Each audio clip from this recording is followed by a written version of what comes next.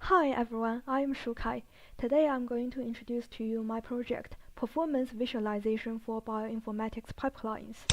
So here is the agenda. So firstly, I'm going to introduce what is bioactivity of a compound. Now how we use machine learning to make the predictions, and can we accelerate this process by optimizing the HPC known as the supercomputer performance. So what is bioactivity? The bioactive compound is known a compound that has an effect on a living organism.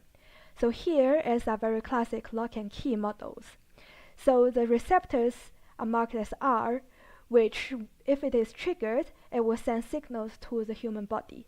And C's are the compound. And we can see the orange and the green ones, it can fit the receptor very well, which means it can trigger it. Whereas the pink one, it doesn't fit at all. So we call the yellow and the green one are bioactive, but the pink one is bioinactive. Now we're going to some little bit of chemistry. So here is a very well-known compound, caffeine. So here is the molecules. And in your body, it produces another compound, which is shown here. And this one puts you to sleep, but the caffeine makes you awake.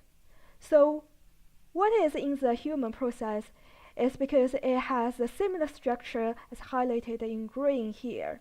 So the caffeine can have a competition and also trigger the receptors to send the signals. But of course, this time it is the opposite one. It makes you awake. But we can learn from this one is that the bioactive compound have a structure-related relationship to bioactivity levels. So now how do we use machine learning to make the predictions? So what is machine learning? Machine learning is a set of approaches to make data predictions using a series of complex models and algorithms. So it has three major steps: data processing, training, and validation. And it has a lot of algorithms during the training process. And the one I am using in my project is known as the support vector machines. And I am to choose different parameters in this algorithm to optimize the accuracy levels. So here are some results I'm going to show you. So gamma and cost, they're both parameters which can affect the accuracy levels. So I draw two graphs here, and these are interactive. So you can see the gammas, it doesn't change anything, either increase or decrease, whereas the cost, it has a very high point at some levels. So this probably is a cost we are going to use. But you can see this one, it doesn't show anything.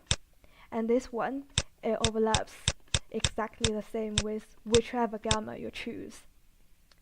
So can we optimize and accelerate this machine learning process? Yes, we can. So our group has developed a package called Hyperloon.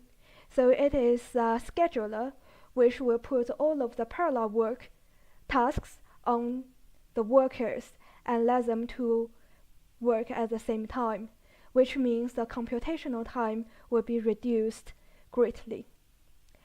And I want to visualize the traffic between different workers. So I developed two different ways to present this result. So the first one is a network diagram, and the second one is a heat map. So I compared the different libraries in Python. For the network diagram, it is NetworkX and the graph tool. For the heat map, it is Seaborn, and this is bokeh. And I choose graph tool and the bokeh because the graph tool produces a nice views, and the bokeh is interactive. And now I'm going to show some result. So this is a traffic diagram, and it can zoom in and zoom out. And this one is the heat map. So it shows the source worker and the target worker and the data volumes as you go. And I'd like to thank everyone for supporting me to finish this project. Thank you very much.